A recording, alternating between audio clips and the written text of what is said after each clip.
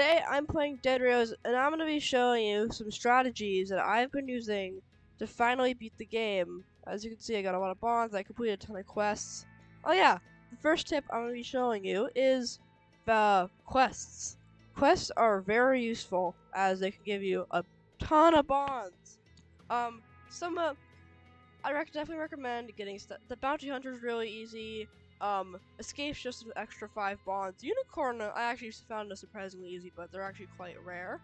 But, the first tip I'll be showing you is to do a solo. I did a solo, and that's the first time I beat the game. Sure, you could do a duo, you can still beat the game, but I find it quite harder because you'll have to share money, weapons, and even armor sometimes.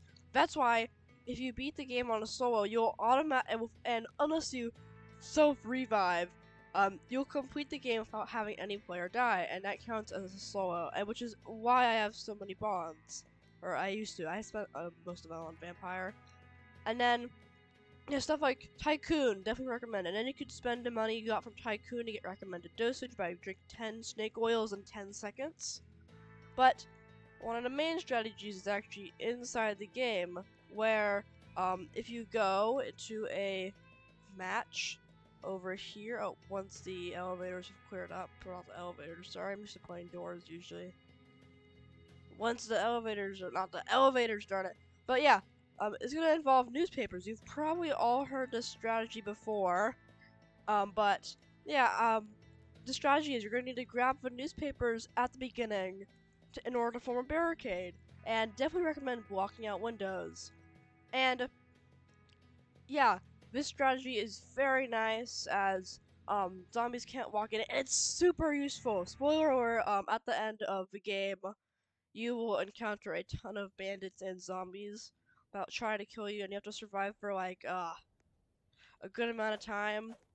But definitely recommend to get don't buy guns at the beginning unless you're in a duo, cause guns will take up most of your money. I definitely recommend buying coal. By the way, at least like 3 lumps and usually a band-aid too. Because band-aids allow you to makes you able to heal yourself. Although you can't revive yourself when you have a band-aid in your inventory, sadly. Anyway, yeah. Definitely buy like a band-aid so you can keep in your inventory. I got the Okay, sorry guys. My recording stopped and I need to start again. Okay, anyway, as I was saying, you're definitely gonna want to take these newspapers on the side. Make sure to get coal and stuff. But yeah, what you're gonna want to do is you're gonna want to board up the back windows. Obviously, the barricade is top priority, but this will allow from a majority of zombies to sneak in through your windows. Sorry. And then what you're gonna need to do is you're gonna need to place the newspapers like this, and then the other one like this, somewhat like that. Make sure that you're able to squeeze through them, like so. And zombies won't be able to get in because they walk like that. And yeah, it's really nice. Oh yeah, definitely with the vampire class, you're going to need to stay out of direct sunlight most of the time because you do take damage.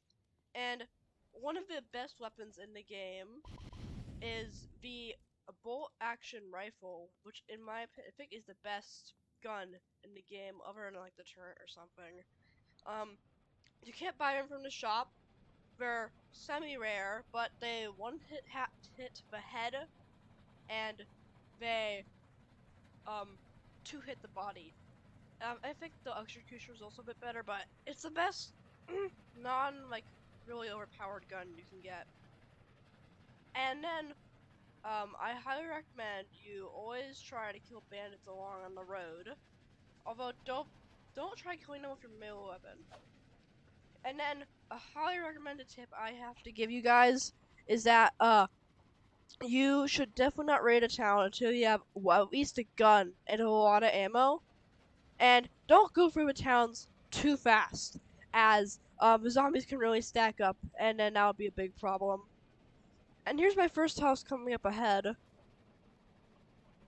So, yeah, wolves are also very good for fuel sources if you're able to kill them, as they usually come in packs. Packmaster.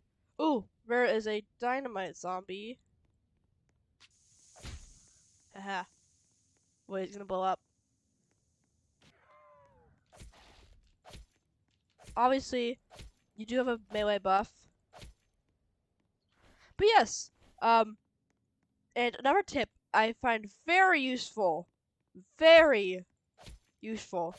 is that you are actually able to sell junk like vases and whatnot, which is just surprising because they're labeled junk and not valuables like most. Although they do only sell for $5, it's still very useful.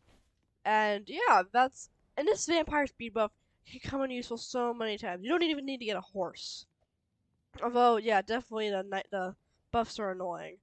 I always recommend camping out the nights in your in your um in your what's it called in your train car, because the zombies won't be able to get you in there. Although I don't really recommend driving during the night unless you need to get somewhere really fast, because werewolves will start beginning to spawn and they'll take notice of you and they'll start chasing you, and they just start chasing you for a while. And yeah, that's really all the tips I can give you today. So yeah, thanks for watching to the very end of the video, and make sure to like and subscribe and hit my notification bell to know when my videos are made. Bye!